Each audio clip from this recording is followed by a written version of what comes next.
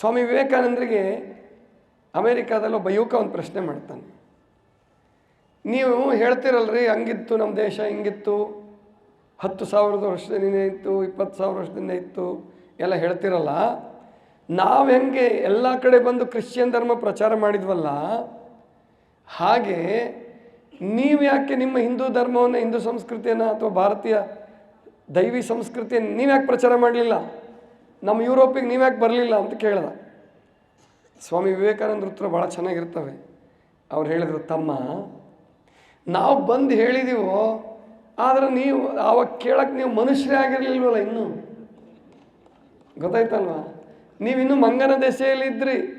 ಆವಾಗಲೇ ನಮ್ಮಲ್ಲಿ ಪ್ರವಾದಿಗಳು ಹುಟ್ಟಿದ್ರು, ಆವಾಗಲೇ ನಮ್ಮಲ್ಲಿ ಗುರುಗಳು ಹುಟ್ಟಿದ್ರು, ತ್ಯಾಗಿಗಳು ಹುಟ್ಟಿದ್ರು, ಯೋಗಿಗಳು ಹುಟ್ಟಿದ್ರು, ದೇವರ ಅವತಾರ ಪುರುಷರು ಅನ್ನಿಸ್ಕೊಂಡಂಥವ್ರು ಹುಟ್ಟಿದ್ರಪ್ಪ. ಆದ್ದರಿಂದ ನೀವು ಮನುಷ್ಯರಾಗಿರಲಿಲ್ಲ, ಆದ್ದರಿಂದ ನಾವು ಹೇಳಿರಲಿಲ್ಲ. ಇವಾಗ ಕೇಳಿಸ್ಕೊಳ್ಳಿ, ಈಗ ನಾನು ಹೇಳಕ್ಕೆ ಬಂದಿದ್ದೀನಲ್ಲ ಅಂತಾರೆ.